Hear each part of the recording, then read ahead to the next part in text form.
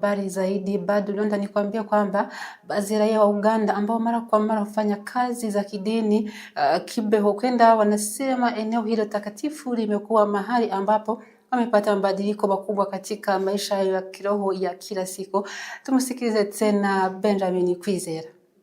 Baadhi ya raia wa Uganda ambao mara kwa mara hufanya hija za kidini kwenda Kibeho wanasema eneo hilo takatifu limekuwa mahali ambapo wamepata mabadiliko makubwa katika maisha yao ya kiroho na kila siku. Wanawahimiza watu kutembelea Kibeho kwa ajili ya sala na kumwomba Bikira Maria awaombee, wakisema hakuna anayefika katika eneo hilo na kurudi nyumbani bila kupata jambo la maana. Irene Ahesibwe ni miongoni mwa kundi la raia wa Uganda waliotembelea Kibeho wiki hii kwa ajili ya kusali na kuwasilisha maombi yao kwa Bikira Maria. Akizungumza na Patches TV, Ahesibwe amesema kila anapopata nafasi huchagua kurejea Kibeho kutokana na ushuhuda wa mambo aliyoyapitia huko. Amesema miongoni mwa mambo aliyoyashuhudia ni kupona ugonjwa uliokuwa umefanya shindwe kusimama vizuri, pamoja na kupata kazi ambayo alikuwa ameiombea.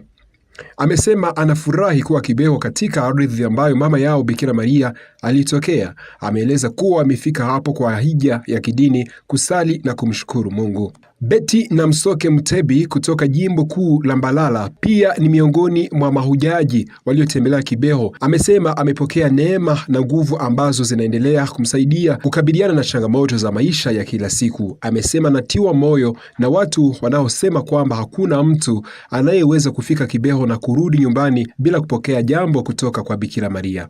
Mutebi amesema ametembelea Kibeho mara 3 katika kipindi cha miaka 2, na kutokana na ushuhuda wake, kila anapofika hapo hupata nguvu zinazomsaidia kukabiliana kwa ujasiri na changamoto mbalimbali anazokutana nazo. Pia amesema huondoka akiwa na furaha. Padre Jean-Marie Vianney Nizeyimana, msimamizi wa kiroho katika shrine ya Bikira Maria Kibeho, hata hivyo anawakumbusha mahujaji kwamba kufika katika eneo takatifu pekee hakutoshi. Anasema kila Mkristo anapaswa kuwathamini na kuwaheshimu wengine, kuwa na huruma, kushirikiana na wengine na kuishi bila unafiki.